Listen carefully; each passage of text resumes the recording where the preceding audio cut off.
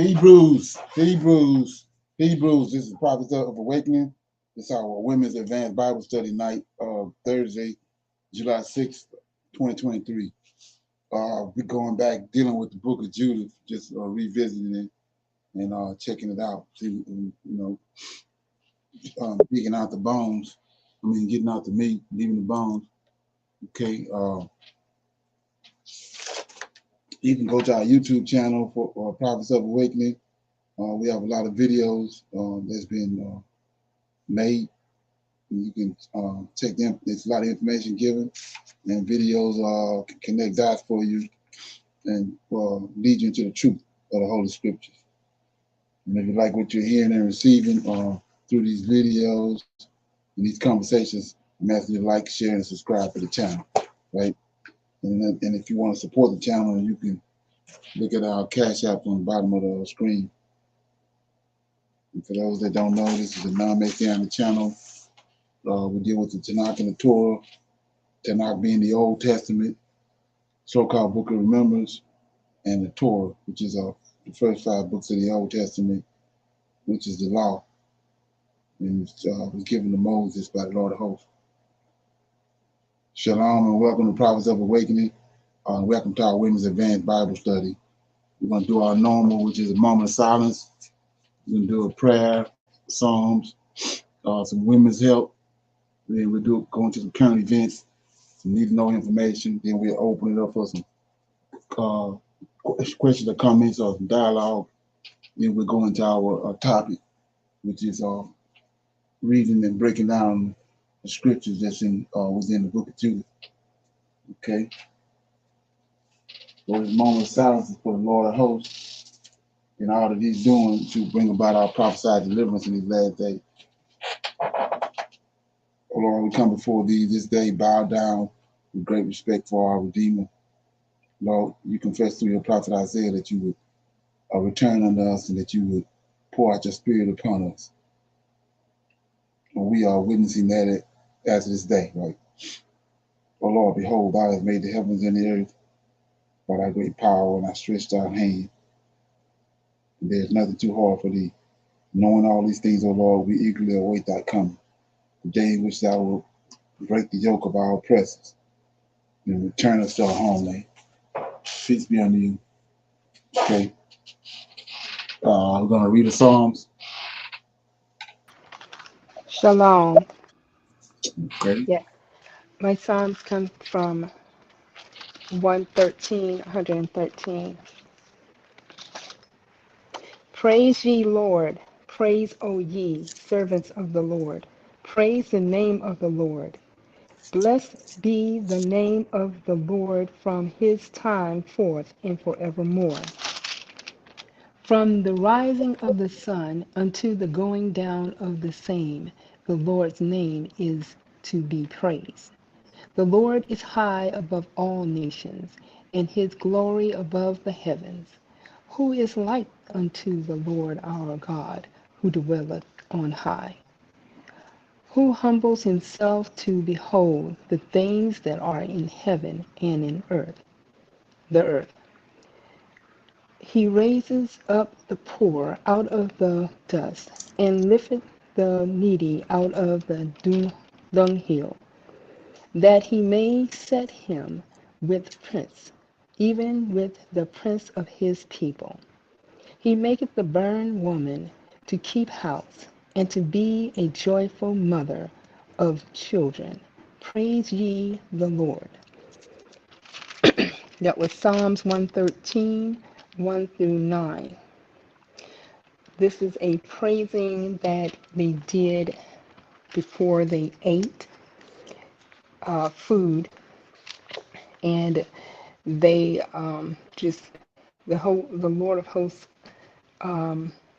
he just took the poor and saw the conditions of the people on earth and wanted to he had compassion for them, even the motherless children. The mothers who didn't have children, he provided children for them. He just, they just praise him all day and night. And what we should do, praise without ceasing. Think of the Heavenly Father without ceasing. praise the Most High and all the things that He does for us, and that we are grateful to have someone to praise. That's my take. Okay. Anybody else have anything? Want to interject on that? Okay. The thing that stuck out to me, and I've seen this verse, I've seen this songs a lot, but going back to identifying who our God is, the God that's over Israel, we see in verse 5, it says, uh, who is likened unto the Lord our God, who dwelleth on high. Then it says, who humbleth himself before the things that are in heaven and in the earth. So if you read that right, I mean, why would he humble himself to something that he created? You see what I'm saying? That he made. So it's the Lord of hosts. He's humbling himself to the things that he see that his Lord made. When you read that right. Yes, sir. And he's asking, and then so another thing about it, reading that verse, he's not telling you to do something he ain't doing. He's telling you to humble yourself. Let's look at that right quick. Isaiah 66. Okay, yeah. Isaiah 66.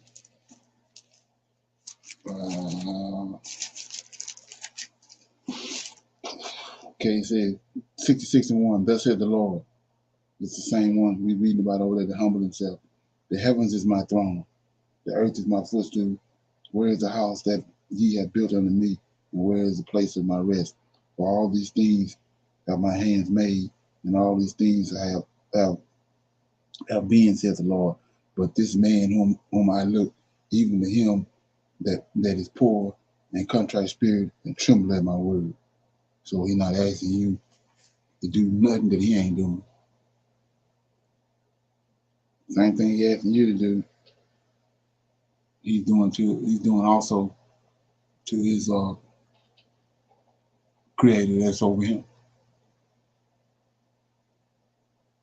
Okay. Any comments on that? Okay, we'll go to our women's health. See what we got. Shalom, everyone.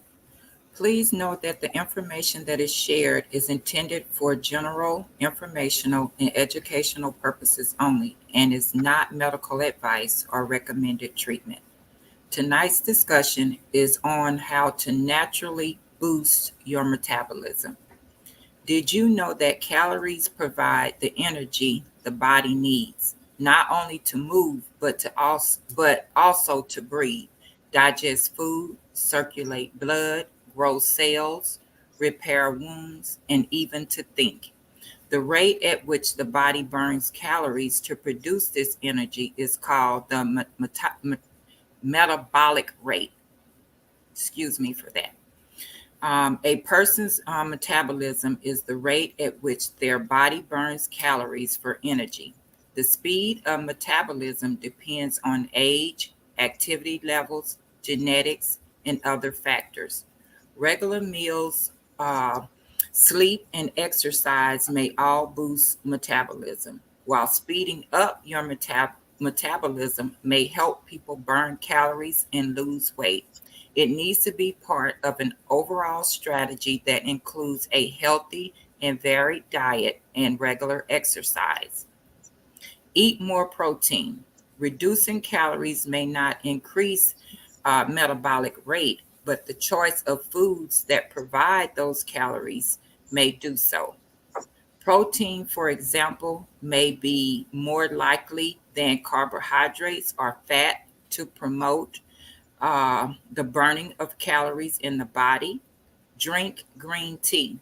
Green tea extract plays a role in promoting fat metabolism. Okay, try high intensity workout. Drink enough water. Staying hydrated is essential for the body to function at its best. Water is necessary for optimal metabolism and it may help a person lose weight. Reduce stress. Stress affects hormone levels and it can cause the body to produce more cortisol than usual. Cortisol is a hormone that helps regulate your appetite. Stress could also have an indirect impact by affecting eating patterns and sleep, both of which can alter the rate of metabolism. Focus on standing more and get enough sleep. In many ways, your metabolism in your body's engine. It converts calories from food to energy for cell function and reproduction. This process keeps you breathing and walking and keeps your heart pumping. The bottom line is making small lifestyle changes and incorporating these tips into your routine can help increase your metabolism. I'm going to read Deuteronomy chapter 7, verse 6 and 7. God has chosen Israel. Verse 6, for thou art an holy people unto the Lord thy God. The Lord thy God hath chose thee to be a special people unto himself, above all people that are upon the face of the earth. Verse 7, the Lord did not set his love upon you, nor choose you, but ye were more in number than any people, for ye were the fewest of all people. Tonight's discussion was on how to naturally boost your metabolism, and I read Deuteronomy chapter 7, verses 6 and 7. God has chosen Israel. Okay, appreciate that information. Anybody have any comments on that or anything they want to say pertaining to the information that was given? Okay, so we go to some current events.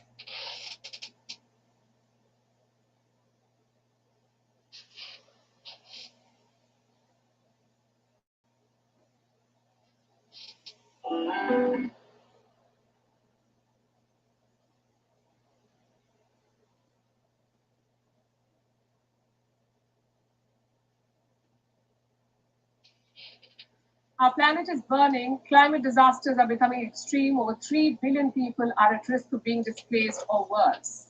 Clearly, the climate time bomb is ticking and countries are scrambling to find solutions. So far, they've made little progress, and now America may have come up with a new idea. It wants to block sunlight from reaching the Earth. As bizarre as it sounds, this phenomenon is no longer science fiction. It has made its way to legitimate debate. The question is, can it be effective? Or is it just another extreme artificial tactic to alter our atmosphere? Our next report tells you. 4.5 billion years. That's how old our planet is. Quite a long life, wouldn't you say? One filled with daily battles with the human race because we have polluted its air and water. Strewn rubbish everywhere, over 2.24 billion tons of it, and corrupted nature.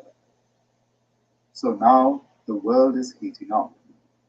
And finally, we see how this affects us. We see how climate change harms us.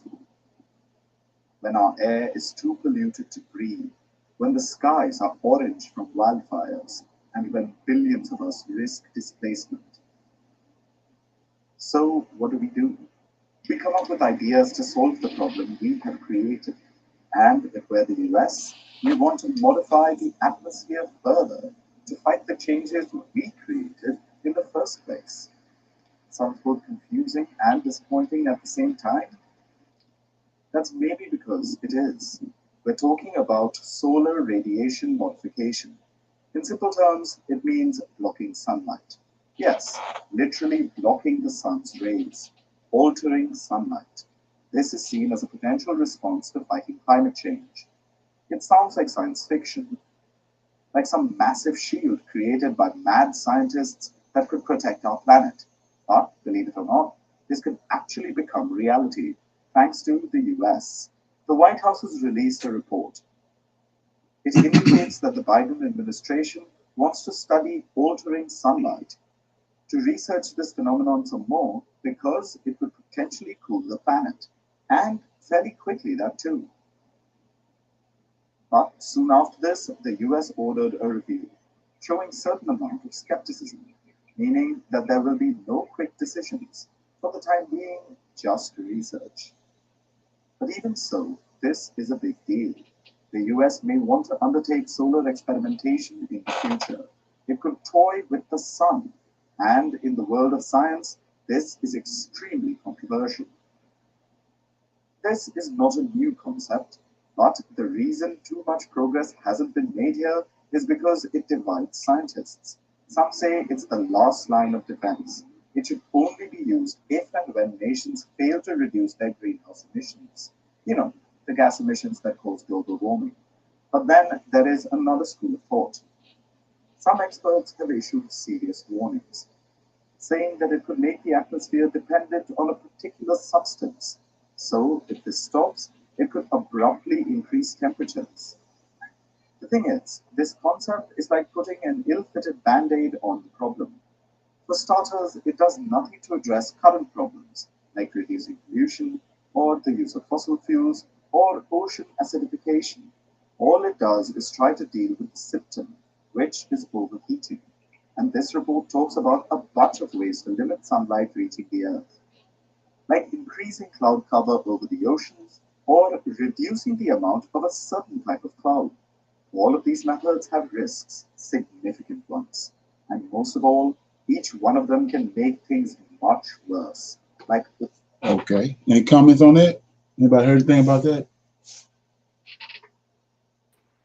Shalom. No, sir, not about that particular thing, but I've heard about how they are taking the planes and going through up in the air to change the weather as far as the rain.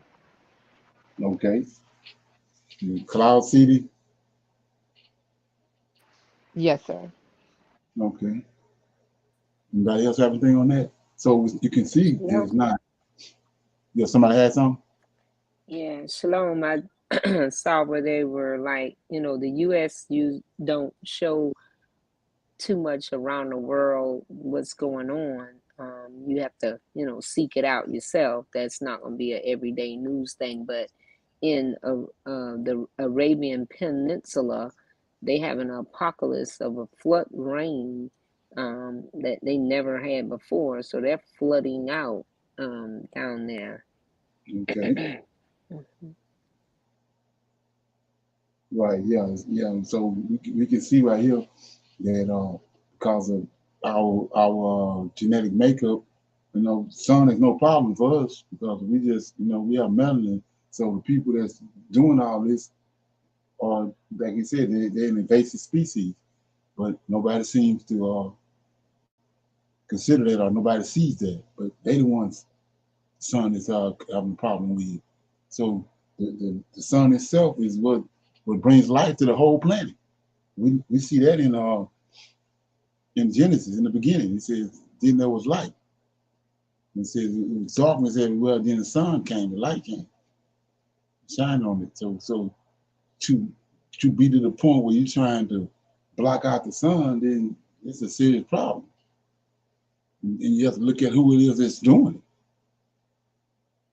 Okay, same people he told us not to mingle with. Okay, got another one right here.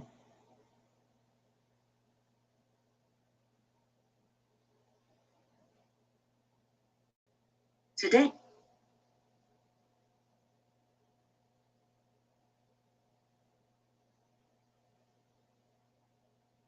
to the museum, the one that's dedicated for the people that were lynched here in this country, and I definitely have to take a tour of that particular museum and see if they allow our cameras in there just to show you some things.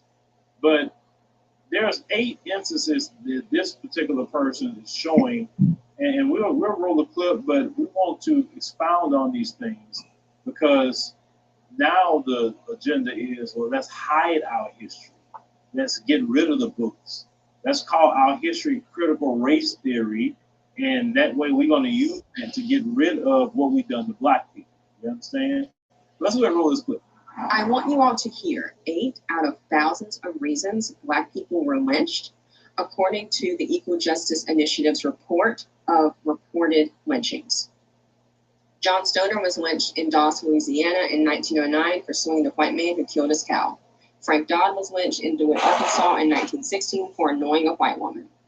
Ernest Green and Charlie Lang, both 14, were lynched in Shibuya, Mississippi in 1942 after a white girl said they were threatening.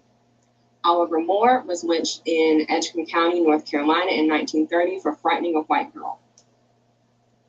Henry Patterson was lynched in LaBelle, Florida in 1926 for asking a white woman for a drink of water.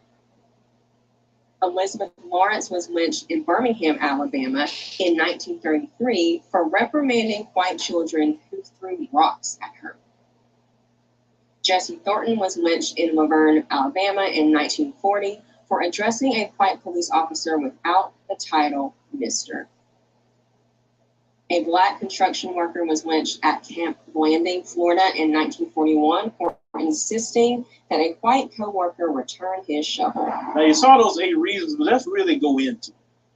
So the first one we saw was a black person was suing a white man that killed his cow. A cow was very important to black people. A lot of us are farmers. We're raising cows, doing different things that we're doing with our livestock. And because a black person said, hey, I'm gonna sue them for killing my cow, they decided to get a rope and hang them.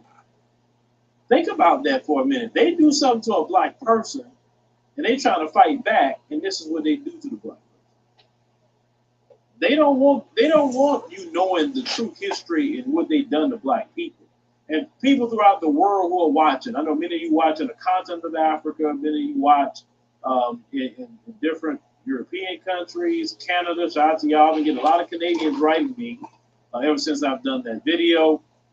I've had one particular sister reach out, say she would love to start talking about the racism in Canada. I told her, hey, we welcome. Let us know, right? But people in Latin America, any place in the world, y'all need to know their history, what they've done to black Americans. Second thing they said that a person was lynched for annoying a white woman. So just because she felt annoyed, hey, that person needs to be strung up. The next one, 2 black people were strung up after a white girl said they're threatened. Not that they did anything, that I just perceive you as a threat, so your life needs to be taken. That's the same thing that happens today. They say, oh, hey, they look threatening, so I shot through the door. Oh, they look threatening, so I'm going to shoot them 18 times being a police officer. Nothing has changed with that. Another one, frightening a white girl. She's frightened, so that black person needs to lose their life. This is what they've done to black people, and this is what they want to hide. So when we talk about reparations, we need to go ahead and tell all of American history that they're trying to hide. Oh yeah, you owe reparations. Because a lot of these people that you was taking their life was business owners, and that's one of the main people that always pissed you off about the black community. Any black business owner who was successful, you hated that with a passion. Another one, asking a white woman for a drink of water. So asking a white woman for a drink of water deserves your life to be taken. Henry Patterson was lynched in LaBelle, Florida in 1926 for asking a white woman for a drink of water. This is why I tell y'all in the podcast the other night, they are in the crosshairs of an angry God. Because look at what they did to God's people. Asking for a drink of water. When has anyone done that to them? Nobody. This is why China say, well, how you going to tell us about democracy? And look at how you treat black people.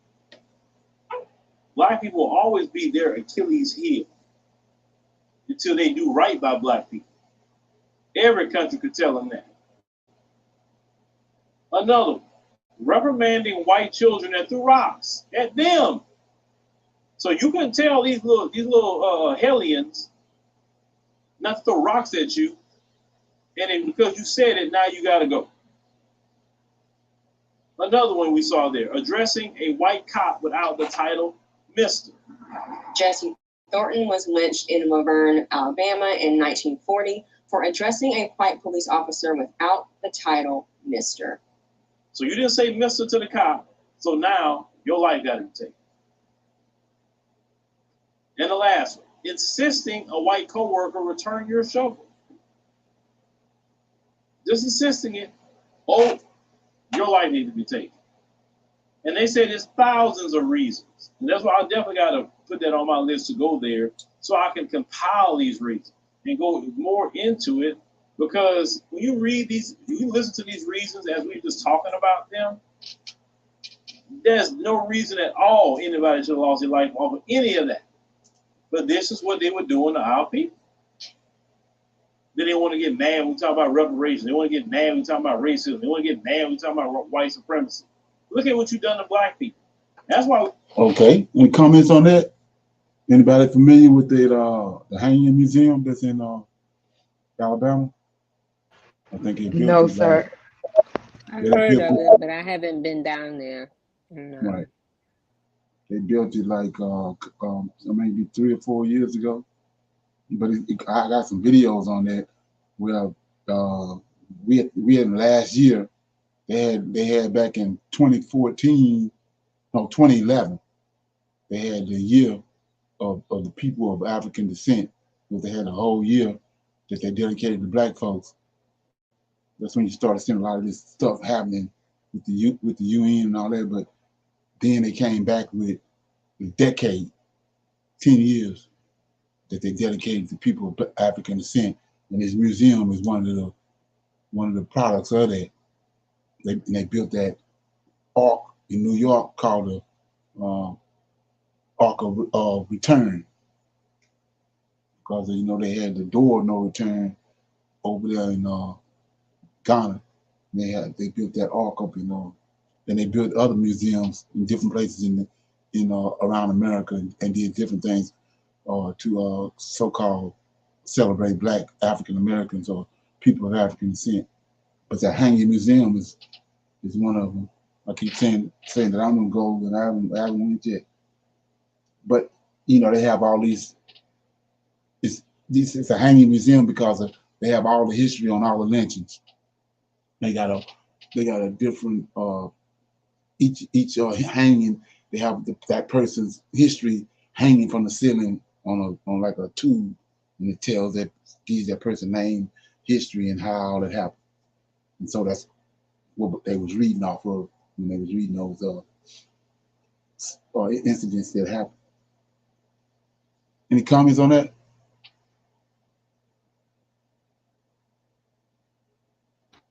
Okay. Shalom. Yes, sir. Um, it's a, it's a shame that it had happened, and it's also a shame that we really don't know. I mean, it's not been taught in school or anything like that for us to, see, or children of today to know about it. Right. And then if Exactly. that museum has all heads, so it's going to be fascinating to see. Oh yeah, exactly. Yeah, they have another place down there in New Orleans. A lot of people don't know nothing about too. Is the Liberty Plantation. And so that's pretty good too. But yeah. Any comments? Any other comments? In Oklahoma, Black Wall Street, with the all of the burning of all of those black businesses, so they have a museum down there that's really Okay. bad as well. I Okay. did see that one. Yes, sir. Mm-hmm. Yeah, that's good to know. Okay. So I got some need to know information right here. I thought this is pretty interesting. So when you play it and then get some feedback. They're always talking about the three sons of Noah, right? So My son is Braxton, and he was. It's the three daughter-in-laws of Noah. Okay.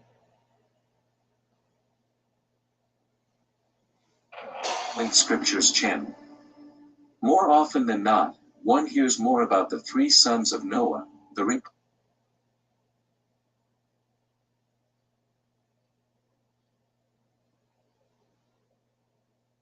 Okay. populators of the world after the great flood that occurred in antiquity. Noah's sons Shem, Ham, and Japheth were responsible for repopulating the planet along with their respective wives. In this video, I will address the 3 wives, Noah's daughters-in-law.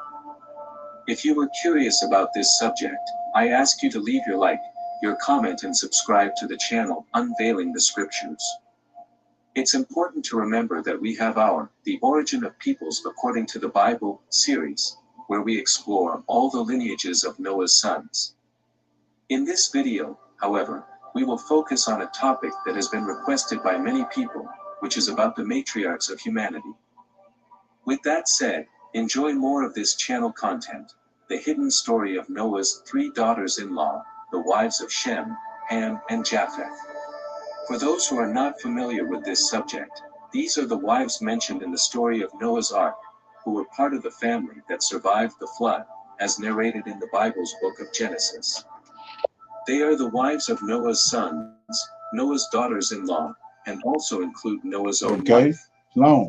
Although the Bible does not mention the name of these women, it confirms their existence.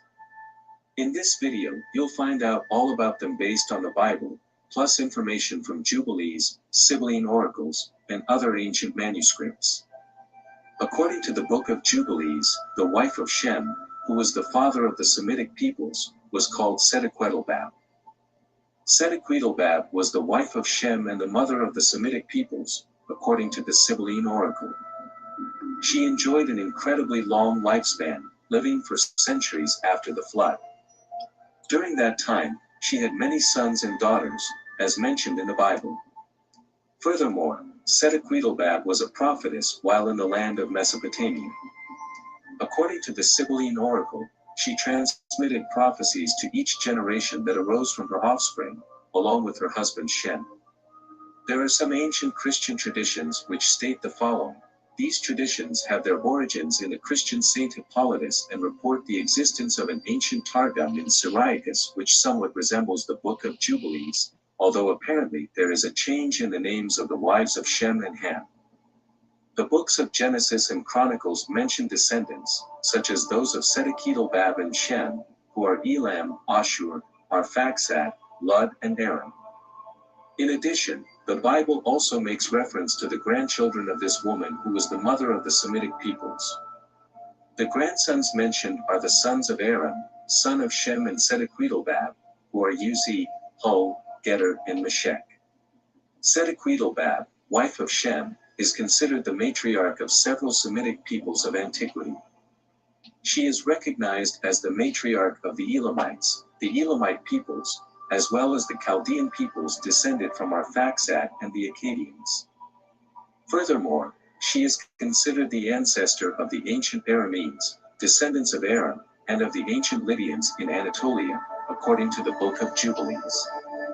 As the mother of all the sons of Shem mentioned in the biblical text, she was also the mother of Ashur, the progenitor of the Assyrians. The ancient Assyrians, being also a Semitic people in antiquity, are descendants of this woman named Sedequedelbab in Jubilees. As for the origin of Sedequedelbab, some sources suggest that she was a descendant of Cain, the lineage of Cain, or even a mixture of the descent of Seth and Cain. Others claim that she was a woman of Seth's descent, but that point is still debated. Now, regarding the wife of Ham, the youngest son of Noah, who was the father of the Hamite peoples, known as Africans and South Indians, according to the Book of Jubilees, his wife is called Nile-Tumuke.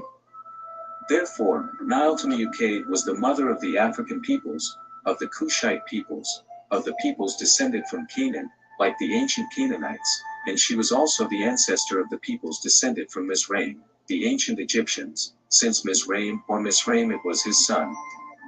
She was also the mother of Cush, the ancestor of the ancient Ethiopians and Nubians who still live in regions of Africa, such as Sudan, Ethiopia, Somalia, Eritrea, among others. According to genealogies, the peoples of South India, known as the Dravidians and considered the original inhabitants of India, would also be descended from Nile-Tumuke, who is the mother of both Africans and South Indians. Following the Sibylline oracles, like Sedequedelbab, wife of Shem, JUDITH also enjoyed an extraordinarily long life as a pre-flood woman, living to an advanced age. These characters lived to be 600 or 700 years old, and there is speculation that she lived longer than Ham himself. As she lived for centuries, she also uttered different types of prophecies to each succeeding generation that would be descended from her and her husband Ham. Regarding Ham's wife, there are ancient legends present in Christian traditions, such as that transmitted by Hippolytus, who died in 235 AD. According to this ancient tradition, Ham's wife is also called, as mentioned in the Book of Jubilees, JUDITH. A curious legend about Ham's wife reports that God instructed Noah to destroy the first person who announced the beginning of the flood. At this time Ham's wife was baking bread, and when water suddenly came out of the oven and destroyed the bread, she exclaimed that the flood was beginning. God then suddenly canceled his earlier order that Noah not destroy his own daughter-in-law, who was destined to be saved from the flood. This story about Ham's wife is very similar to the story of Abraham and Isaac, when Abraham was about to offer Isaac as a sacrifice to God in the episode known as the Holocaust. Thus, we can notice the similarity between these two stories, in which God tests the faith of his servants involving a loved one. Okay, so that was the video is the three women of Shem, Ham, and Japheth, Noah's daughter-in-laws on the ark, and after the flood. So you want to check it's like 11 minutes. You want to check that out. I thought that it'd be something to listen to and then do some research on it and uncover some stuff.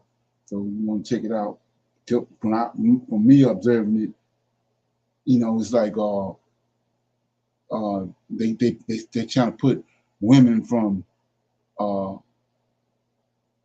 the Canaanite descendants and put them into and trying to infuse them into the scriptures, because you see how long they live.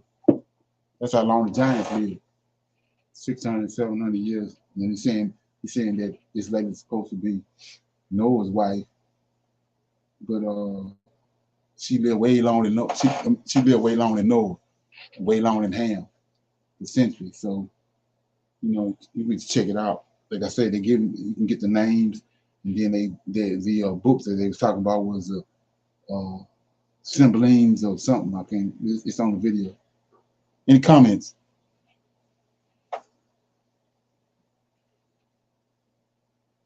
Okay, everybody good?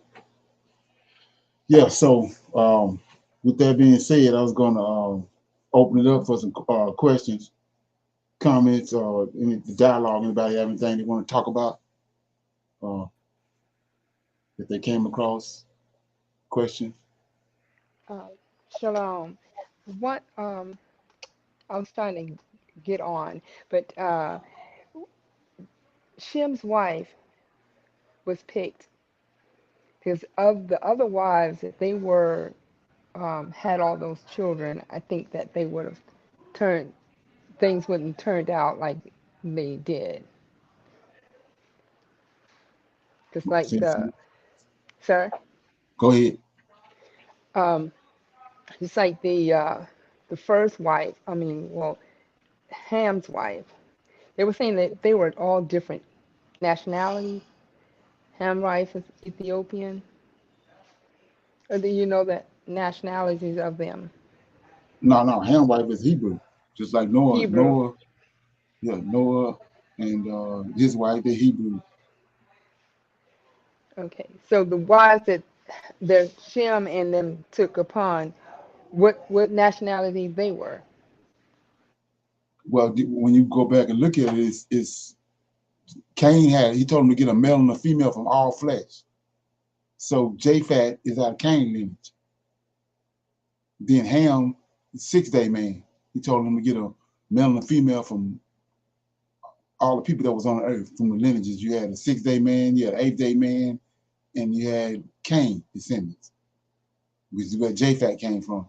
And he told him to get a male and a female of all flesh, which is when you rightly divide that, is genitalia, which is, you know, human sexual organs.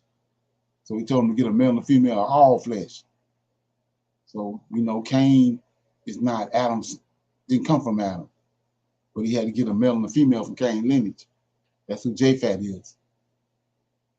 So yeah, I got like I think maybe 6 or 7 videos on that on YouTube on Prophets of Awakening, and then like I said, Cush. That's the Ethiopians. They came from Ham, which is the 6th-day man, the people that he created in Genesis chapter 1, verse 26. Created him with a woman. In Genesis 1:26, Adam wasn't created with a woman. Later he came and realized that Adam needed to help me. Then he formed a woman and made it. So the person in 1:26, when he created him, he created a woman with him. Different race of people. And that's who got on the ark. Yes, sir. Right. What's up with you, Providence? You ain't got some comment or something?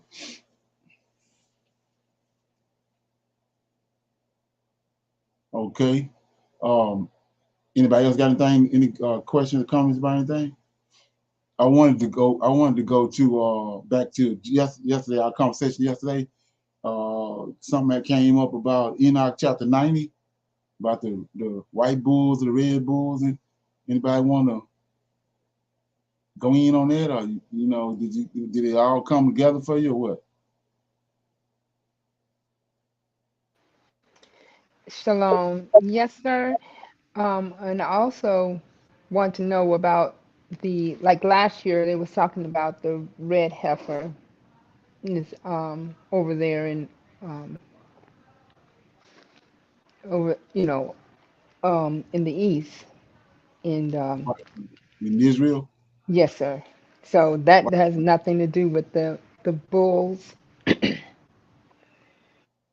No, that's that red heifer it goes back to the clean and unclean animals that the Israel has their sacrifice, and that red heifer is tied to atonement.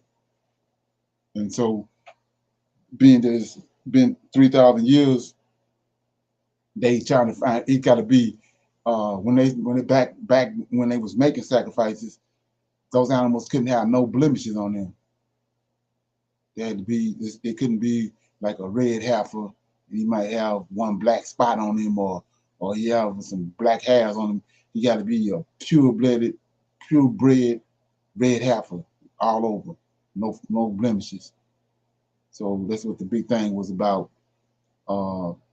last year, the beginning of this year, when they supposedly had found 5 of them over in Texas, and they airlifted them to Israel.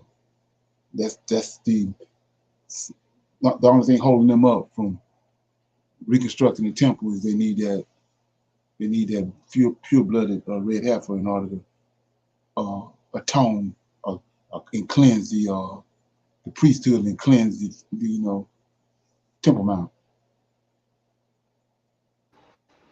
Okay, thank you. Right, that's what that's all about. And the animals when you go back to let me read some of it. Go back to chapter 90, Enoch. It says in chapter 90, it says let me get it. Let me see. I think it's 89. Okay.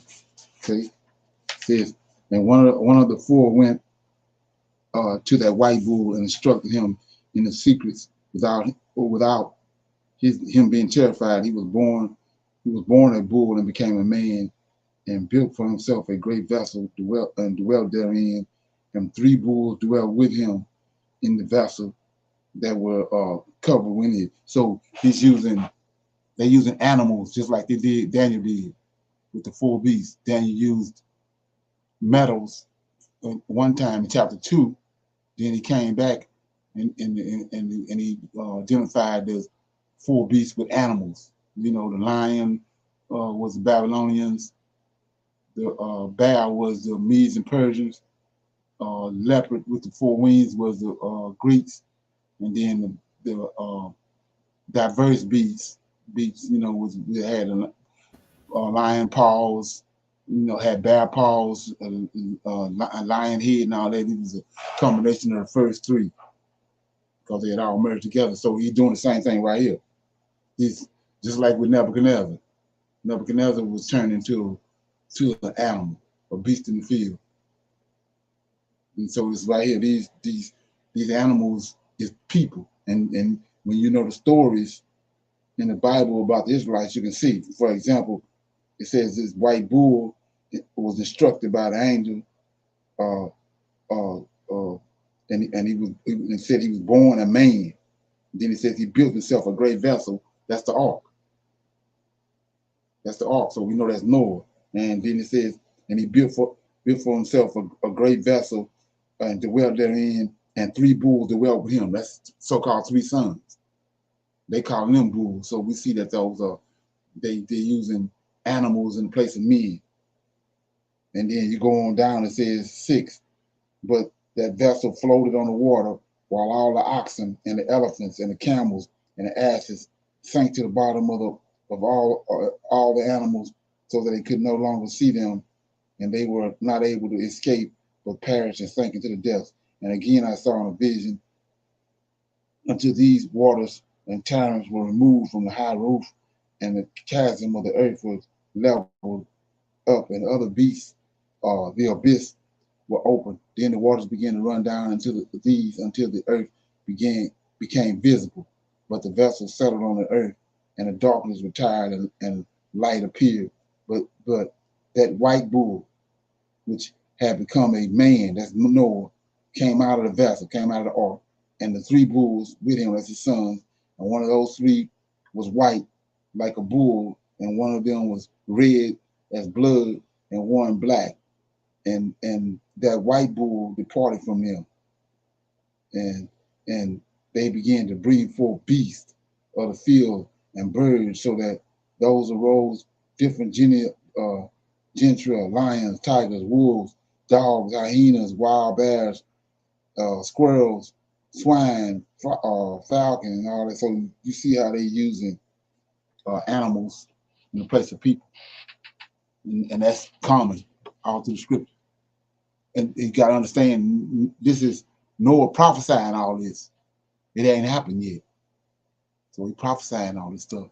But you can see that by reading it, it's going back to events that happened in the history of Israel. And so if you go back and read it with that understanding, it'll stick out. You'll see all that. Right. So, Brother Excuse me, Leonard, you said, I'm sorry. Go ahead, Sister Joyce. oh, shalom. Excuse me, sir, you said Enoch prophesying this? Yeah, Enoch prophesying. Okay, thank you. That's why I was saying Enoch is the son of man. That's why this book is not in there, because they're telling you, they're saying Jesus the son of man, but Enoch the son of man. Michael told him Yes, that sir. you the son of man, born in righteousness. Right? That's why he was taken. He was so righteous he never sinned. So the Most High took him. So that's righteousness dwelling on him, not on JC. The righteousness dwelling on him. He the example. He is our example of righteousness. Okay. Yes, sir. Thank you. Anybody else got anything on that? Yes, sir. Brother Leonard, when you was reading chapter 89 last night and you started out reading it, it was a little bit confusing to me. But as you kept reading, like you said, you could see the stories out of Genesis, and even in Jubilees where it talks about Noah three sons. So, and then also recognizing that a little bit of Exodus was in this also, with verse 15 where it says, and the wolves began to fear them, and they oppressed them until they destroyed their little ones, and they cast their young into a river of much water. So Right. yeah, as you was reading last night, I was like, okay, so what is this? But then once you continue to read, you could see the story out of the KJV and even out of the Apocrypha that they were using animals to describe the men. Right. So So- when you write a divide that, Yes, sir. wasn't those angels that was coming to the prophets? Wasn't Prophets, the angels yeah. that was angels that came to Daniel, and he was the visions that he was giving Daniel was animals. Right. So the same thing he did, it's the same being. He's doing that with Enoch, but Enoch prophesying it. It ain't happened yet. Got you. Yes, sir. Right. Yes, sir. Wow. Shalom, shalom. Okay. So you guys are identifying historical events in the book of Enoch that speak about the Old Testament? No. So if you go, this was from last night, and somebody had brought that question up, and I didn't feel as though the understanding was conveyed all the way, so I just held it over for Q&A tonight. But if you go back to when you understand Enoch a prophet, right? So prophets prophesy, and the way they're able to prophesy is we go to Daniel chapter 10, and Gabriel tells Michael, and Gabriel tells Daniel, him and Michael is looking on a book in heaven, the book of life, and they're able to know what's getting ready to happen.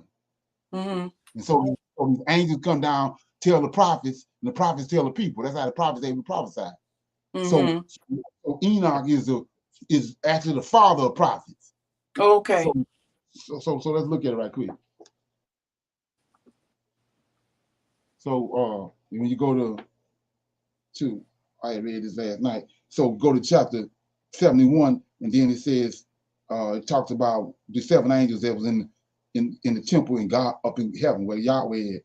And I'm gonna pick it up in 19. It says 18, and I cried with a loud voice with the spirit of power, this Enoch, and blessed and glorified and extolled him. And these blessings which went forth out of my mouth were well pleasing before the head of days. And the head of days came unto Michael, Gabriel, Raphael, and Phinehal, and the thousands of angels without. It says, and the angel, this Michael, talked with me, came to me. Remember, he's the one that's looking on the book. He's one of the angels. And he talked with me, came to me and greeted me with his voice and said unto me, this is the Son of Man. See that? It's an angel. Who you gonna believe? Paul or Michael? He says, Enoch is the Son of Man, who is born under righteousness, and righteousness abides over him. See that? So not on JC, righteousness abides on him. He was the one never seen. So he says, righteousness abide on him, and righteousness of the head of days forsake him not. And he said unto me, he proclaimed unto thee peace in the name of the worlds to come. And from hence, so from this point right here, from hence has proceeded peace since the creation of the world, and so shall it be unto thee, unto Enoch, forever and ever. Right? So you see that? So anyway, when I started it, in chapter 1, it says, it came to pass after this that my spirit was translated, and I ascended into heaven, and I saw the holy sons of God. Let me see. Yeah, I saw the holy sons of God stepping on flames of fire, and their garments were white, and their raiment and their faces shone like this snow. And I saw 2 streams of fire, and the light and the fire shone like a halogen, and I fell on my face before it. So Enoch saw all this. I'm trying to find something like this. Let me get it. So what happened is Enoch came to his son Methuselah, and he told Methuselah, yeah, that's an 83. I'm tripping. 83. Yes, 83. So here you go. 83. And now my son, see, he had all these visions, and they prophecies. So it says, and now my son Methuselah, I will show thee all my visions which I have seen, recounting them before thee. 2 visions I saw before I took a wife, and one was quite unlike the other. And the first when I was learning to write, and the second before I took thy mother, when I saw these terrible things. So he giving all this to Methuselah things to come. Mm-hmm. So that's what brings you to 89. And then you see verse 1, and one of those four went to that white bull and instructed him in secret without him being terrified. The flood ain't happened yet. So it says, and instructed him without him being terrified, he was born a bull and became a man and built for himself a great vessel. So it's a prophecy. It's a prophecy of the flood. See that? So then when you understand all the stories that pertain to Israel, if you go over to 15, and when the wolves began to fear them and they opposed them until they destroyed their little ones and they cast their young ones into the river of much water. That's Moses, right? Mm-hmm. They carried the children 2 years and younger, sons. They throw them in the water. He prophesied all this. So he says, much water, but the sheep began to cry aloud on account of the little ones and to complain unto their Lord. And the sheep which had been saved from the wolves fled and escaped to the wild asses. And I saw the sheep, how they lamentated and cried and besought their Lord with all their might unto the Lord of the sheep that descended at the voice of the sheep from the lofty abode and came to them and pastured them. And he called that sheep which had escaped the wolves. That's Moses. See that? Okay, just right up through here, let me ask you this. What is it about the characteristic of a bull that the prophet is being identified with? So when you say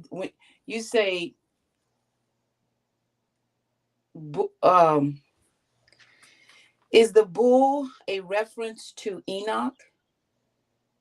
Well, it's a reference to, when you look at the order, you got Yahweh, Michael, the angels, then man, then woman. So the man is the bull. He's he the head of the household. So it's no difference than this right here. So you can say bull, or you can say go to Genesis, go to Isaiah chapter 11, and it says Isaiah chapter 11 right quick. So it says chapter 11 verse 1, and there shall come forth a rod. Rod and the bull, the same thing, right? Who is this rod right here? It's Isaiah chapter 11. David. What David doing? He executing judgment that he getting from the angel. Okay. That's what Noah doing. Noah a bull, a rod. See what I'm saying? Okay. Samuel was a rod, a bull. Matter of fact, let me read that right quick. In Isaiah Does that speak to strength, or strength, but in righteousness. He's doing it. Okay. He's doing the most high. He's doing the bidding from what's coming to him from heaven. Okay. And right. So like I was saying, what happened to Israel when David died? It went to the dogs, didn't it? Right after Solomon did what he did. So let me ask you one more thing. Oh gosh. You were speaking of the bull, and you called Enoch the father of prophets. Right. Do we know of anyone before Enoch, or we began with Enoch? No, they all prophesied. They all was doing it, but Enoch is when you understand the book of life, he already got it all. It's already destined. These men coming. So when you go to the book of Jasher, this is one of the things that alarmed me was when you go to the book of Jasher. That's when you understand who that Melchizedek is a title. It's on these bulls. Noah is Melchizedek. He's a bull, but he's Melchizedek. So when you go to let me get it right quick. I'm in the book of in the book of Jasher, it's talking about Canaan. Let me get it. Okay, it says.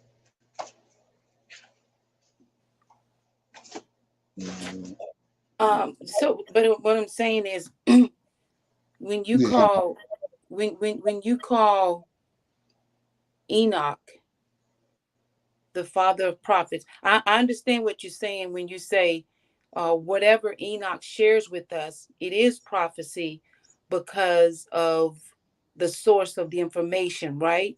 right. But I'm just saying, in the scriptures, in the text, is Right. there anyone? I guess I was thinking of Melchizedek, but I remember now you taught us that Melchizedek was not a person. So if Melchizedek is not a person, then are you saying that Enoch is the first person that we encounter that brought us a prophecy from Michael? No. I was getting ready to read right here. You know who Canaan is, right? Yeah. That's the second. Canaan is let me see. Canaan third from Adam. Okay. It was in the 130th year of the life of Adam upon the earth that he again knew Eve, his wife, and she conceived and bore a son in his likeness and in his image. Yeah, he from Seth it was Seth then Canaan, and she called his name Seth, saying, because God have appointed me another seed in the place of Abel, for Cain has slew him. And Seth lived 105 years, and he begot sons. And Seth called the name of his son Enos, saying, because in that time the sons of men began to multiply and to afflict their souls in their hearts by transgressing and rebelling against God. So this is where the drama come in at. Okay. It has to be rightly divided in order for you to get, go to another level of understanding. So these sons of God, these not Adam's descendants. It's not Adam's descendants. These are, like I was saying, you got the 6-day man, then you got Cain's seed, and you got these, these giants on the earth. So Adam's descendants' responsibility is to give them the knowledge that they get from these angels and from heaven to try to bring them into the fold with the understanding of the Spirit of God. Their job is to spread the Spirit of God over the earth. Okay. So let's look at it. So it says, saying, because at that time the sons of men, see, that's not Adam's descendants. Okay. These are other people on earth. The sons of men begin to multiply and to afflict their souls and their hearts by transgressing. See that? They full of sin and rebelling against God. So it was in those days of Enos that the sons of men continued to rebel and transgress against God to increase the anger of the Lord against the sons of men. And the sons of men went and they served other gods, and they forgot the Lord who had created. See that? That's 6-day man. Yeah. Created them in the earth. And in those days, the sons of men made images of brass and iron, wood and stone. We know that, got that from Tubal-Cain.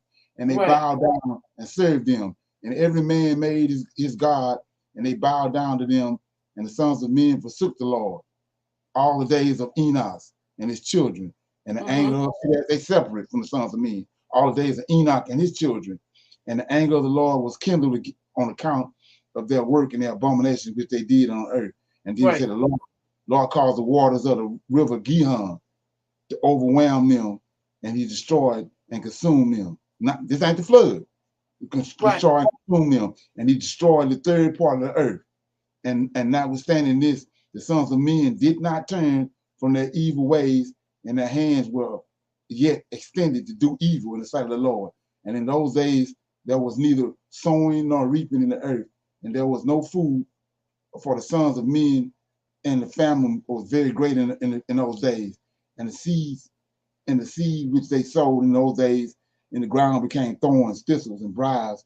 And from the days of Adam was this declaration concerning the earth of the curse of God, which he cursed the earth on account of his sins, which Adam sinned before the Lord. Now here go Melchizedek and Canaan. Say, and it was when men continued to rebel and transgress against God and to corrupt their ways that the earth was also becoming corrupt. And Enoch lived 90 years and he begot Canaan. Now here you go. And Canaan grew up and he was 40 years old. Notice he's 40 years old. Remember when Moses left, he was 40. So right. Everybody looking past that though. But he says, and Canaan grew up and he was 40 years old and he became wise. This is Melchizedek. He was wise and had knowledge and skill and all wisdom, and he reigned over, see, King Melchizedek, king of righteousness, and he reigned over all the sons of men, and he led the sons of men. See that? He led the other people, the 6-day man and Cain descendants. He said, and he led the sons of men to wisdom and knowledge. For Canaan was very wise, and he had understanding in all wisdom, and with his wisdom, he ruled over the spirits of demons. And Canaan knew by his wisdom that God would destroy the sons of men. See that? He know in advance, because the angel told him. Okay. For having sinned upon the earth, and that the Lord would in the latter days, see that, prophesied, in the latter days bring upon them the waters of the flood. So all was with Enoch, being that he was the seventh, he got sevenfold debt. All the rest of Enoch got it sevenfold. He's the seventh from Adam. He was ordained to be seventh from Adam. Yeah. Okay. And that's why he's telling them righteousness from this day forward rests on you. Ain't nobody coming with no righteousness gonna rest on them. Righteousness resting from henceforth until the end of time. Righteousness resting on you. Enoch. Michael telling them, yeah, you the son of man. Okay. Right. And so that's a title too. You have to understand that. Son of man is a title. So like I said, you got a whole bunch of men, but Enoch the son of men. Yeah. See what I'm saying? Okay. All right. Thank you. They done flipped it around, put these other titles on it through Christianity. They put other titles on it to make it mean something else. Right. Okay. Okay, yeah. Leonard. Okay. One more thing. I promise you. My phone cut out earlier. After you finished with the video, you said that you felt the video was trying to show women in what kind of light? I missed that. Right. Those when you look at it, okay, you go to, you know who Og is, right? Og, the king, Og, and then Shulan, who was Amorite kings, giants. They were seen from falling. Well, that's these there ain't no name of no Israelite woman or Hebrew woman, Shashaquello. You know, that's these, you know what I'm saying? But you gotta be, you know what I'm saying? You gotta have the right spirit. So, and then tell you how long they live. That's how long the giant women. That's same Og and all them live 67, 800 years. So what are you saying about those women? They are what? That's not they taking our story like they've been doing all through the scriptures. They're taking our story and diluting it with some other stuff, putting it in there. Okay. See what I'm saying? Okay. Right. Okay. So he would have been. It'd have been good if he'd have said Noah. Noah's wife's name was Miriam, or her Hadassah, but not damn Shakaquala. Yeah, that's crazy as hell. We're gonna go. I mean, come on. Right. Okay. Thank you. Yeah. Like that something? Exactly. That's like they were saying with acupuncture, how they stick you with all the needles. Right. So that's what happened. When I'm reading scriptures and something don't sound right, it's like acupuncture. Right. Right. I ain't going for that one. Yeah. Thank you. Okay. So I had this. Let me see what I was. I was gonna play this right here. It's kind of everybody know who Deborah is. I play a lot of stuff, but we're gonna play this right here. Then we'll go into start reading out of Judith. Okay. I think it's kind of like a little chastisement, a Christian chastisement. Let me get it. If you're not home, even the smallest.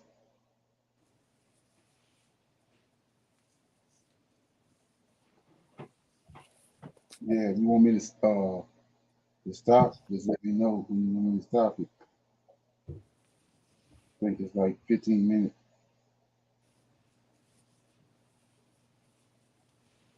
Started losing weight. My name is Debbie, and with Noom, I've lost 130 pounds. I worked out every day for a year, just lost that pound. I've been in Noom, I've already lost 14 pounds. Here's why you can't outrun a bad diet. And repent, family. Whether you're a man or a woman, you can repent.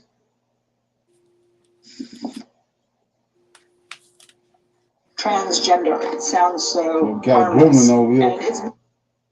And it's Huh? Got a gremlin on the very, phone very line. cool through the media. It's destroyed my There you health. go. I didn't really know if I was gonna make it.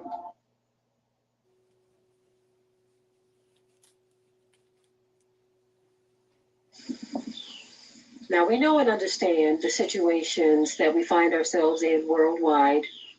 I know that I have viewers from around the world, those of you who contact us from Africa, from the Caribbean, from the UK, from Canada, various countries in Africa, here in the US, wherever you may be. I know that all of us are in different sets of circumstances and we have different lifestyles, different upbringings. But one thing remains true, one thing remains the same, that worldwide we are seeing a spiritual and a moral decline. And as a result of it, we are seeing what the spiritual outcome of all of that is. Many are departing from the faith. There's a lot of information circulating that a lot of our daughters, or a lot of our women, a lot of the daughters of Zion are actually turning to witchcraft, becoming witches, and they are embracing it as though this is the way to go. A lot of people are returning to African spiritualism, or should I say African spirituality, as an alternative to serving the Most High. One thing we've got to know that the condition in the state of Africa, the condition in the state of our people here in the US, in the diaspora, wherever they are, in Canada, in the UK, in the Caribbean, in South America, wherever we are, we've got to know and understand that the Most High has allowed all of the judgments that we see in and around us to take place because of our disobedience. Right now, I'm talking to the daughters of Zion. Hopefully, the men know and understand that they are in the spiritual and moral decline as well, but I'm talking to the daughters of Zion. We are allowing ourselves to go from bad to worse. And since everyone always brags and boasts about the mother being the first teacher of the children, what are we teaching our children in our communities? And I'm going to focus specifically on here in the US for now. Here in our communities, you have mothers allowing their daughters to behave very trampish. As a matter of fact, they are aiding and abetting. They are dressing their daughters in clothes that are so alluring that back in the 1960s and 70s, they would have been called hookers. But you have mothers actually putting the money on the counter to pay the clerk for these clothes to dress and adorn their daughters in clothes that make them look like whores. And our young women that are being raised by these same mothers are so utterly disrespectful that you have mothers actually afraid of their daughters, not just talking back to them, but striking them. There is so much dysfunction among our people.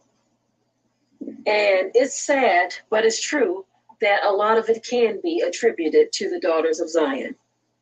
Now, we understand that the man is the head. We get all of that. But you cannot overlook what the daughters of Zion have done to lend to this moral decline. Now, a lot of the messages we do talk about, when we talk about the head being out of order, and if the head is out of order, the whole body is out of order.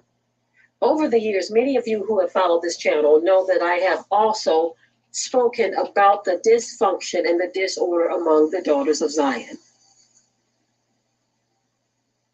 As a matter of fact, I did a message many years ago titled The War Between Black Men and Women. And in that message, I bounced back and forth between the men and the women, and how we have drove a wedge between us with our actions, both the men and the women. But when we look at our communities, it goes without saying that a lot of homes are headed by single women. Now, that's not to say that single women are the sole responsibility for the issues, because everything goes back to the head. This is my opinion here, which I do believe can be supported biblically. Technically, we should not be seeing all of these homes where there is no husband or father, but there are mothers and children. If you know and understand the curses, that was one of the curses. So that's what I mean when I say this could be supported biblically. It was actually one of the curses that houses would be fatherless, not because they were going off dying in war, but because where there is a whore, there is a whoremonger. You have our men who are going around establishing his seed line among many women. He drops the seed and he keeps it moving. Some of these children have never even laid eyes on their fathers, have no relationship with this man because he was never there for a relationship to begin with. He was there as a sperm donor and he kept it moving. But we must look at ourselves also as women in these situations. If we lived by a standard of which many of our mothers and grandmothers and great-great-grandmothers lived by and told us about, then we wouldn't find ourselves in these situations. We know and understand that people make mistakes, but we can no longer ride that around as an excuse, because the scripture will continue to say that my people are destroyed for the lack of knowledge. So therefore we cannot use not knowing or the lack of knowledge as an excuse, because it said what you don't know can hurt you. Okay. I'm gonna pause it right there. Anybody got a comment so far? Anything they want to inject? Shalom, shalom. Okay.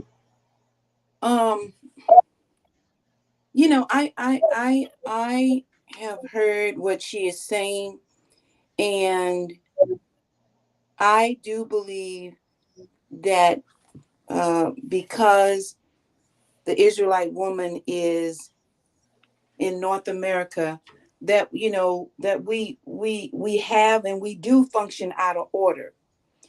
But I think Right. what also needs to be taken into consideration is the systems that are put in place that Right. you know that cultivate this dysfunction. Okay, for example, I don't know, maybe in the 60s or whenever they first started giving out government assistance, Right. the Israelite woman had to deny the man in order to get support. Right. Okay, another thing that happened is that they started making Black families feel like they were abusing their children Right. to correct them, and brought on this whole thing of you can divorce your parents. So we are as women, I can say we have a ways to go to truly understand, how the Lord of hosts would have us to function. However, we are in Babylon, right? We are still in the land of our captors. Exactly. Okay. Right. Yeah. Right. And so it says that in curses that we're gonna be, which you can't deny that we on the curses, and it's not an excuse. But he said they're gonna put a yoke of iron around our neck until they destroy us. So what do you mean by destroy? We lost our culture. Right. Shalom. Could you tell me where it is found that our households would be fatherless? Oh, I think it's in Deuteronomy. Let me get it right Okay. here. When you read the scriptures, it alludes to that. You have to, you know what I'm saying? You gotta. Okay. Let me get it right here. It says. mm, So that's in the blessings and the cursings. right, right. And he says that you're gonna take a wife and another man gonna lie with her, and Okay. children gonna be gone. You know those Okay. verses, right? Right. So Uh-huh. all that's incorporated in it. Okay. And 9 times out of 10, just like in the garden, the key wasn't even none of theirs anyway, Mm. because master was sleeping with the woman too. Okay. Right. All right. Somebody else Thank have. you. Okay. I was going to say shalom. It also mentions that in I think Psalms uh, 109, I think, Yes. where What it it say? talks about that. Uh, What it say? it say, may his children be fatherless and his wife a widow. Psalm 109. Mm. 8 109 or through 110, I'm 13. sorry. What is it, babe? 109, 8 through verse 8 through 13. Psalms. 109 Psalms. Yes, Psalms Yes, sir. 109. Yes, a slanderous tongue.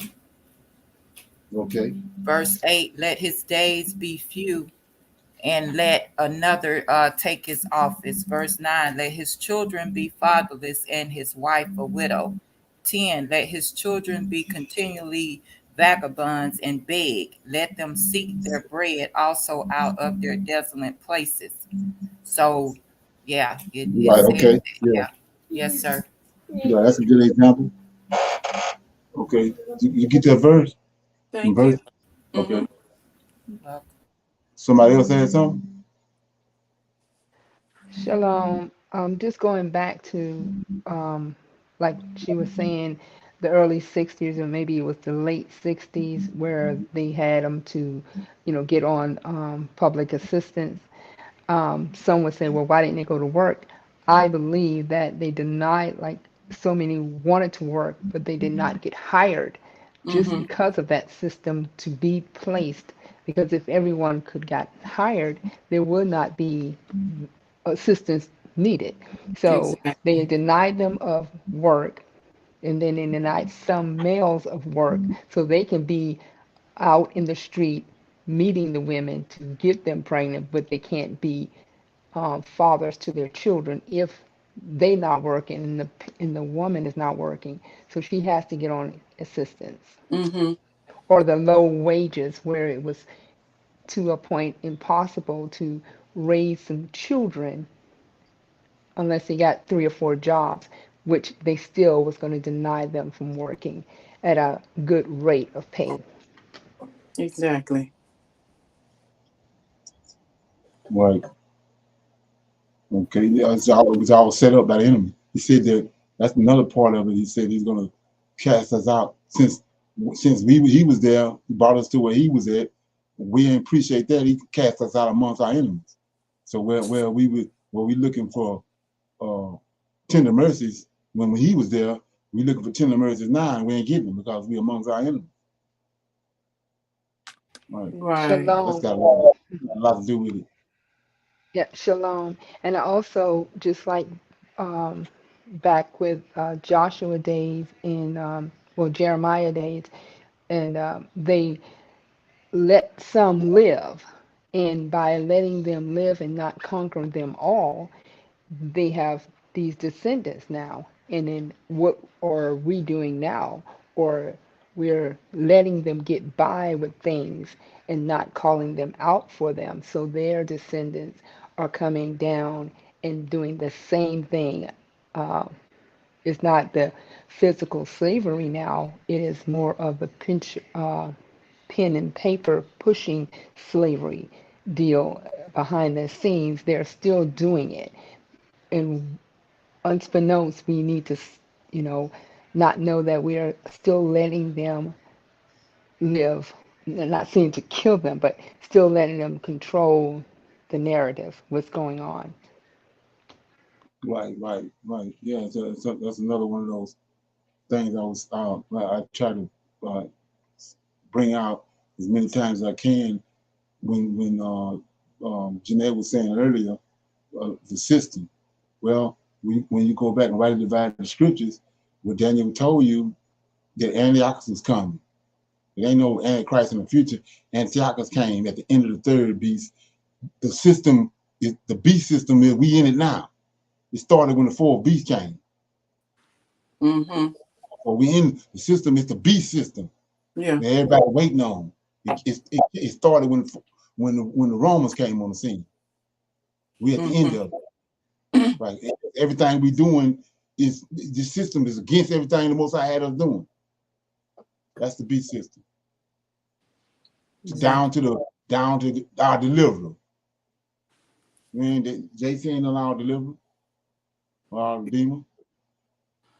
So, is there a deeper understanding of the mark in your forehead? Yes, it's when you understand who the Lord of hosts is. Let's look at that because when you read it, it shine out. So let's go to Cain first, right? And he says, you go to Cain, and you'll see that. You go to Cain, Genesis chapter 3, right? It says, chapter 4. It says, and the Lord God said, no, that ain't it. Chapter 4, verse 10. This Cain. When you understand that Cain is serpent's son, right? And it says he's a tiller of the ground. That's what Adam was. So he a tiller of the ground. Well, the tiller of the ground is melanin. He got melanin in him. It's a man of color. So he says in chapter 4, verse 10, and he said, what hast thou done? Nobody don't answer that. The voice of thy brother's blood cried to me from the ground, and now thou art cursed from the earth, which has opened her mouth to receive thy brother's blood from thy hand. And when thou tillest the ground, it shall not henceforth yield unto thee her strength. And a fugitive and a vagabond shall thou be in the earth. And Cain said unto the Lord, my punishment is greater than I can bear. Gotta keep that in mind, what he's saying. That punishment is greater than I can bear, right? Behold, thou hast driven me out this day from the face of the earth, and from the face shall I be hid, and I shall be a fugitive and a vagabond in the earth, and it shall come to pass that everyone that findeth me shall slay me. And the Lord said unto him, therefore, I'm going to show you what this law capable of doing. He said, 15, and the Lord said unto him, therefore, whosoever slept Cain's vengeance shall be taken on him sevenfold. Then, after he said that, then the Lord set a mark upon Cain. Unless anyone find him, shall kill him. So let's look at what the mark is. Go to Numbers. Numbers chapter 12. So the Lord, the same Lord that's standing before Cain, standing before Miriam. So I'm in Numbers chapter 12, verse 10. And the cloud departed from off the tabernacle, and behold, Miriam became leprous, white as snow. And Aaron looked upon Miriam, and behold, so what Moses says right here, him and Aaron is going to justify what happened with Cain. And behold, she was leprous. Then Aaron said unto Moses, Atlas, my Lord, I beseech thee, lay not this sin upon us, when we have done foolishly and when we have sinned. Let her not be as one dead, of whom the flesh is half consumed when he cometh out of the mother womb. So the same thing he did to Cain. That's the mark. He took the melanin out of him. That's what he do. He do all over the place. Gehazi. So let's go to Zechariah right quick. And like I was saying before, this is the Redeemer right here. So I'm in Zechariah right quick. And it says, and you know, people, they reading over this. So Cain in the beginning was standing before the same angel. Miriam was standing before him. We see what he done to Miriam. We see what he done to Cain. So in chapter 3 of Zechariah, Joshua, out of the seed of Aaron, they coming back out of captivity in Babylon, and he showed me Joshua, the high priest, standing before the angel of the Lord. See that? Angel of the Lord, and Satan standing at his right hand to resist him. So both of them there. Satan, these are two trees in the garden. Two. And the Lord said unto Satan, the Lord rebuked thee, O Satan, even the Lord that have chosen Jerusalem rebuked thee. Is not this a brand? Look, see that? You can say rod, you can say bull, whatever you want to say. Is this not a brand plucked out of the fire? Now Joshua was clothed with filthy garment and stood before the angel, right? Just like Miriam and Aaron were in Cain. And he answered and spake unto those that stood by him, the other 6, saying, take away the filthy garment from him. And unto him he said, behold, look at this. Behold, I have caused thy iniquity to pass from thee, and I will clothe thee with a change of raiment. And I said, let them set a fair mitre upon his head. So they set a fair mitre upon his head and clothed him with the garments. And the angel of the Lord stood by, and the angel of the Lord protested. So he's speaking and proclaiming this unto Joshua, saying, thus says the Lord God of hosts, if thou wilt walk in my ways, and if thou wilt keep my charge, then thou shalt be judged. Thou shalt also judge my house, and I shall keep my court, that's the temple, and I will give thee places to walk. So we see right here, just like he took the sin that was on Miriam, he turned her white, turned Cain white. He did the very opposite right here, because he got a covenant with Aaron's seed. He did a very opposite with Joshua. He said, take away all the filthy garments and the sin that was on him when he was in Babylon. I took all that off of him and put some clean clothes on him and lifted him up. But he did the opposite to Cain and to Miriam. Okay, so with Miriam, I don't understand. With Miriam, you're saying that he put the disease on her? Yeah, he put leprosy on her. So okay. Let's look at it. I didn't read all of it. So he put it on. So it was no mediator. Moses, was no mediator when Cain was there. So, but Aaron and Moses was there with Miriam, and they prayed for her. Okay. So look what happened. Yeah, right. So it says, I'm in Numbers again. Let me get over here. Number 12. So it says, chapter 12, and it says, okay, yeah. Chapter 12 says, and Moses cried unto the Lord. See there, Moses was standing there. Cain and Hammer by to pray for him. So Moses cried unto the Lord, saying, heal her now. See that? Okay. Oh God, I beseech thee. See, Moses interceding for her. So, and the Lord said unto Moses, see that he talking back and forth. And if her father had but spit in her face, should she not be ashamed 7 days? See that? Let her be shut outside the camp 7 days, and after that, let her be returned in again. And Miriam was shut out from the camp 7 days, and the people journeyed not until Miriam was brought in again. So he healed her after 6 days and a Shabbat, and then after that Shabbat, he returned her skin back to her. But there wasn't nobody there to intercede for Cain. But the thing is, this being that's there gonna turn your ass white when he got a problem with you. Right. Okay. So that's nobody dealing with that, huh? Right. Yeah. So I'm saying that's the So we know what the physical mark is, but I was speaking of like in the last days, it talks about we're going to have the mark of the beast in our forehead. So is that some type of diabolical knowledge? You know, because for the longest time, I know I did. I thought we was going to have 666 written on our forehead. Right. I also thought at one point that they were going to put a chip in us. So what is there a new understanding or revelation of what it means to have the mark of the beast in your forehead? No. That's what I'm saying. When you understand what these people have done, they went over into our scriptures, our writings of our prophets, and what the angels that gave our prophets and our forefathers. And when they concocted the New Testament, because like what you have to understand, you got the every guy got a book with him. Mm-hmm. Esau, this is what Esau, this what is the genius of Esau. He looked back with the Egyptian Book of the Dead. That's the manual for Horus, right? Yes. So the Tanakh is the manual for our God, right. the Lord of hosts.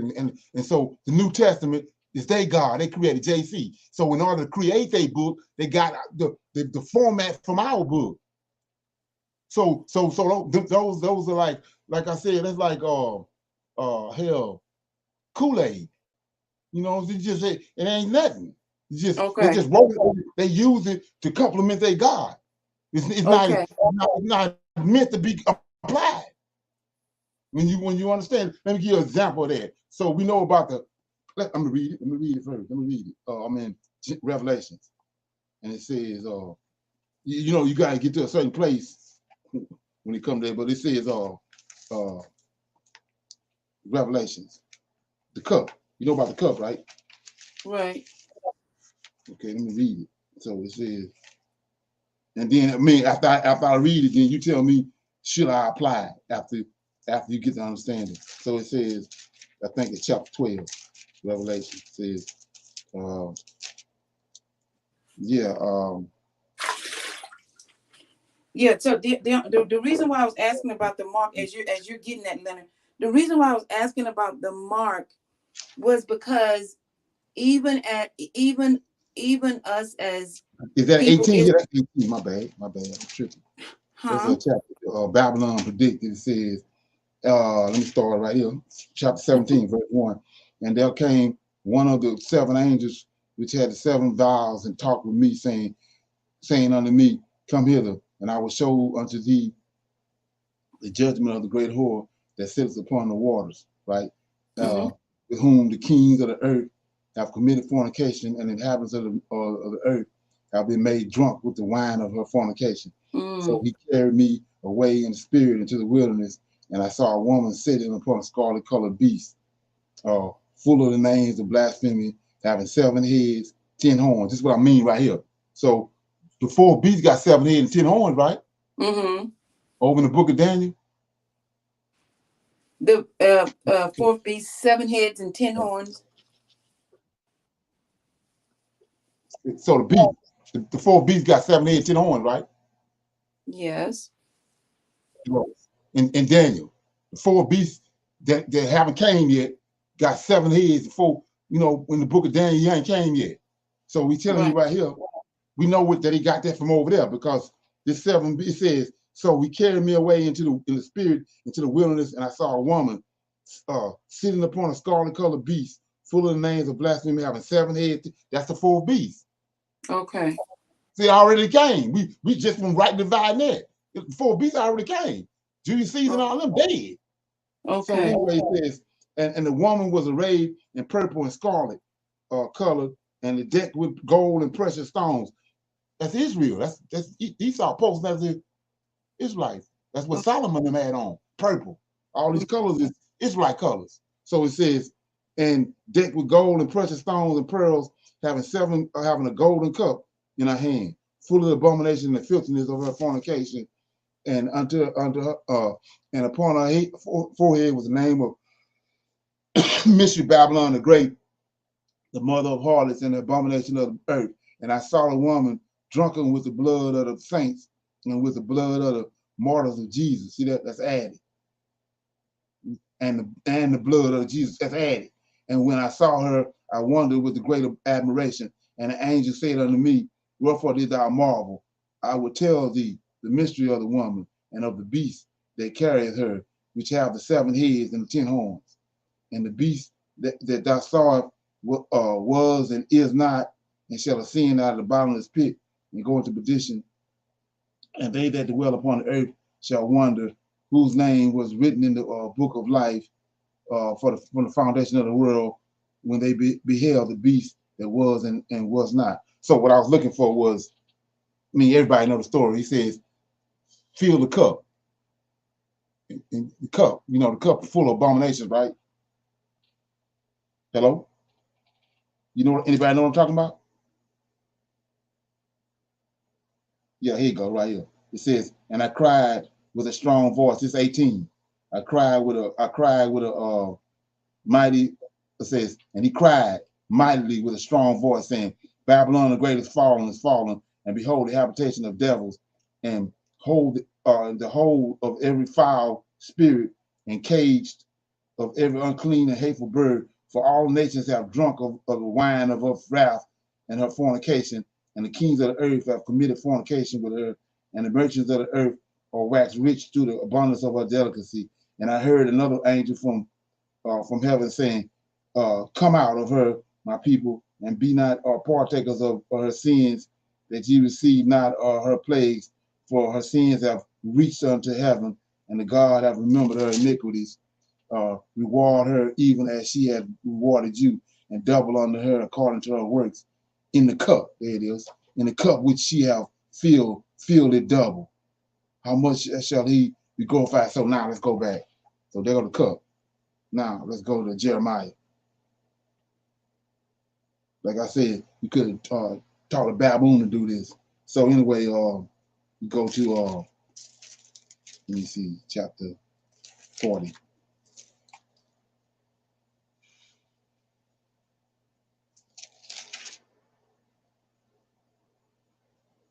And Jeremiah tell you point blank, it's Babylon. All this already happened. When Babylon was destroyed, he told them, fill the cup. He says, they're gonna go and they're gonna leave here. Nebuchadnezzar gonna come here, destroy this place, and then they're gonna go to Babylon for 70 years, and then I'm gonna judge Babylon. I'm gonna fill the cup that she filled double. And now all they did was took that and went over there and put it in the New Testament. And all this stuff already happened.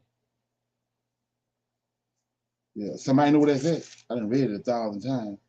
It's let me find what it says. He judged Babylon. Nebuchadnezzar to come to Babylon. Jeremiah prophesied Jesus. Okay, let me see. It's on the Amorites. Brother, let us look at Jeremiah chapter 25. Okay, let me see if this 50 right here. I'm on 50.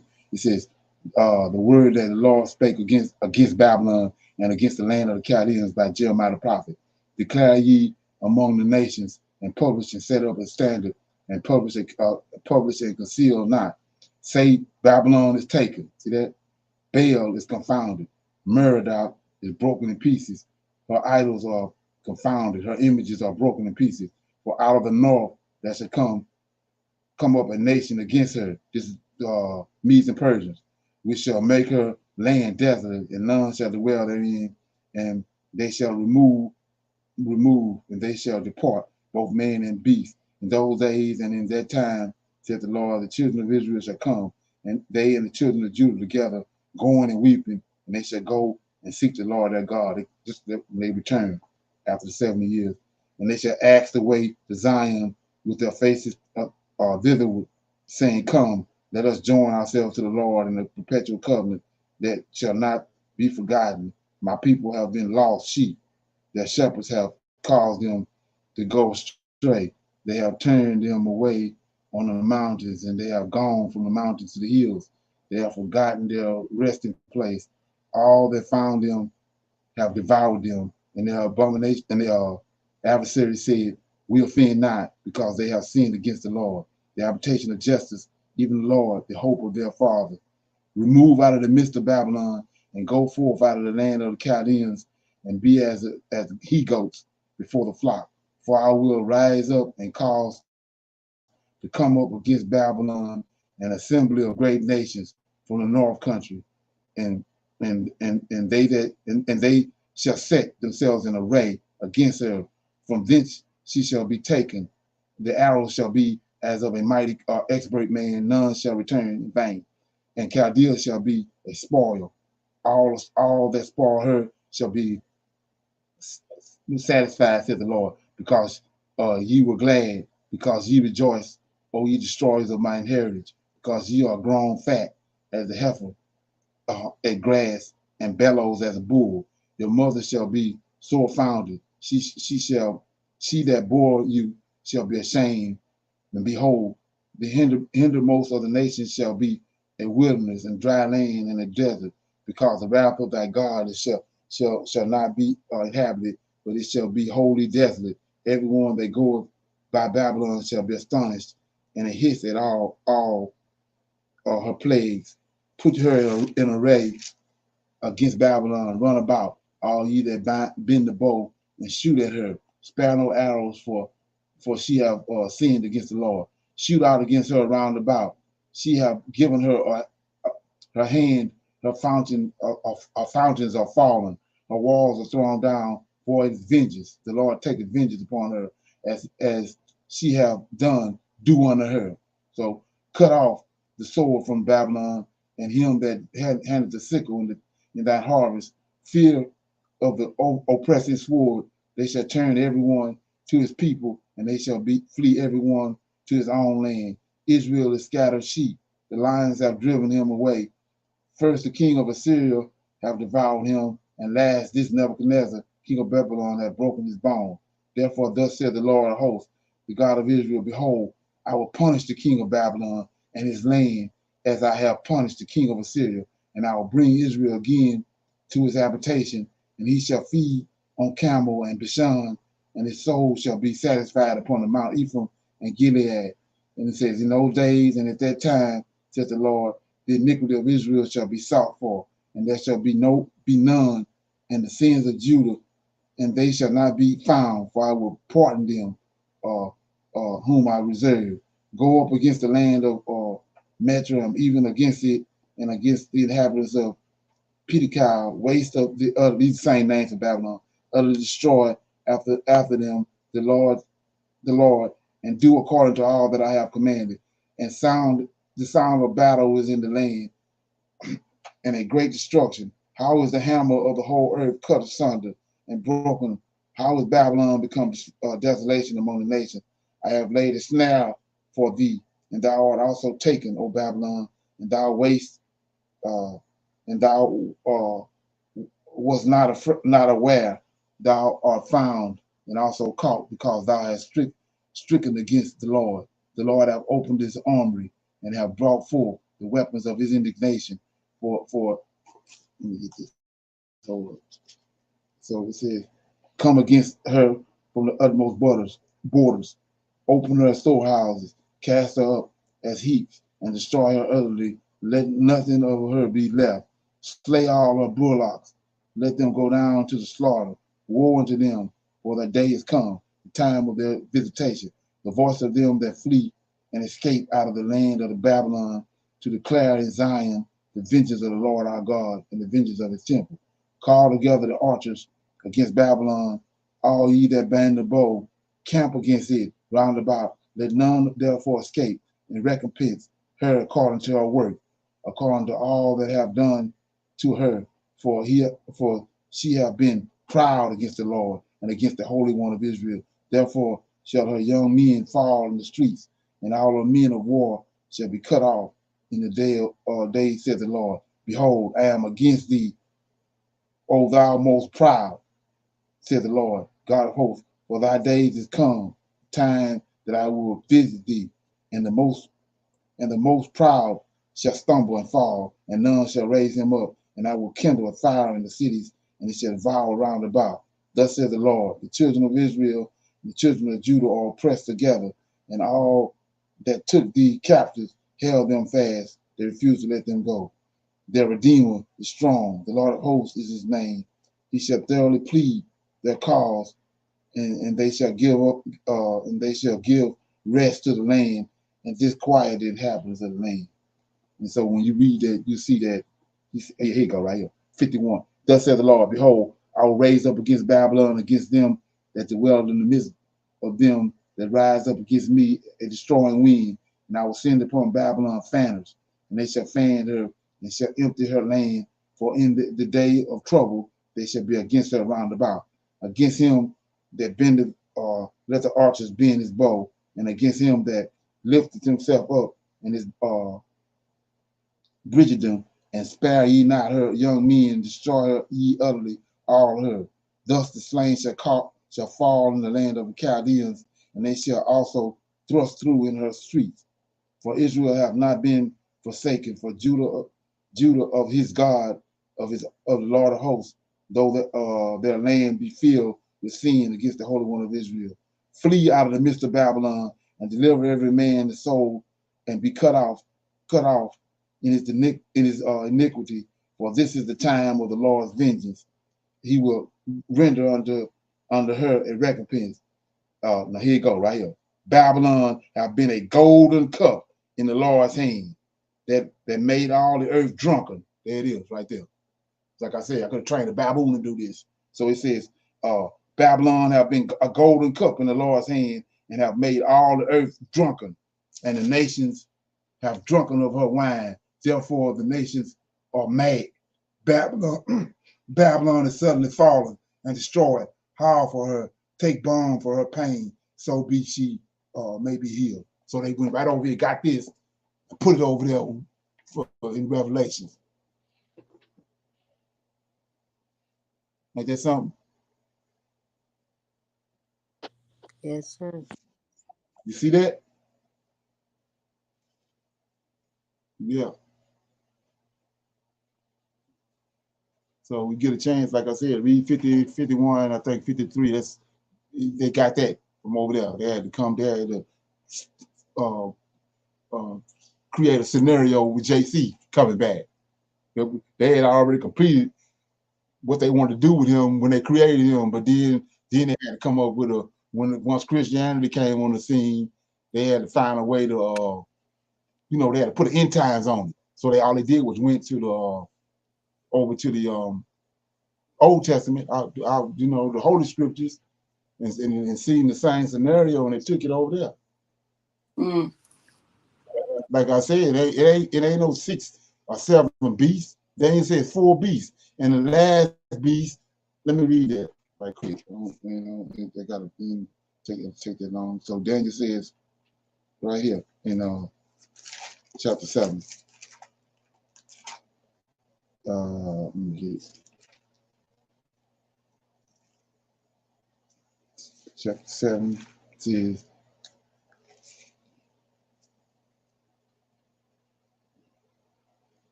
let me get it.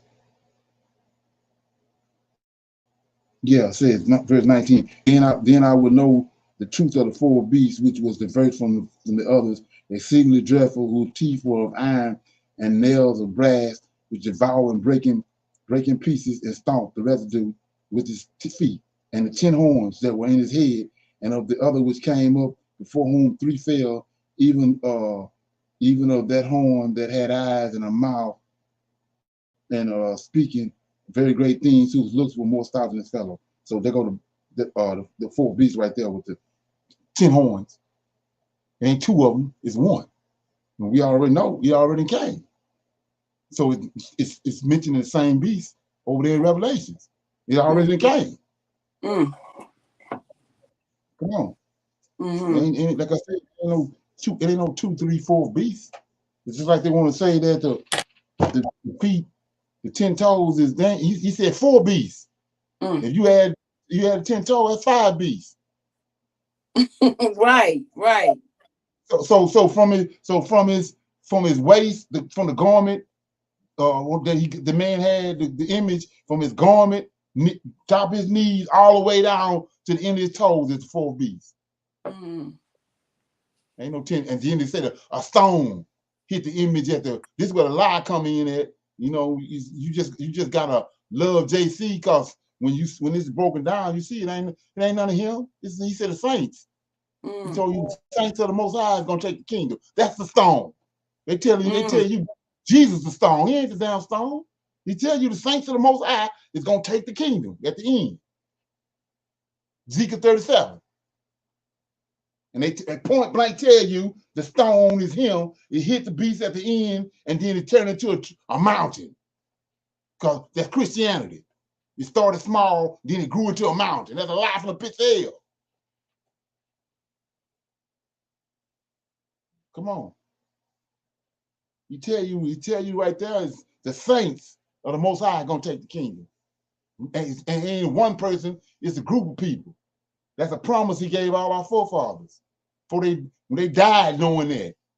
They was going to be resurrected, and they was going to reclaim the Most High kingdom. And they was going to judge the angels, fallen angels. That's the stone. Cut out of the mountain without hands.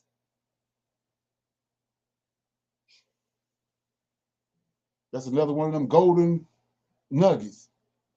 You can't get out of it. Okay, so we didn't get it. We didn't get to the book of Judith. I guess we'll get there next week. Anybody else got anything they want to shine a light on?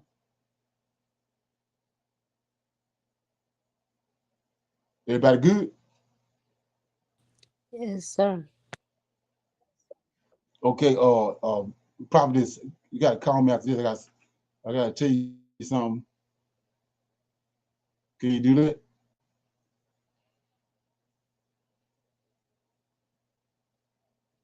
Okay, I'm gonna say shalom to everybody. I'll see y'all tomorrow at 8 o'clock for our non-Messianic conversation on Friday nights. Shalom. Shalom, everyone. Shalom, everyone. And thank you very much for the good class we had. Shalom. Okay. Shalom, everyone.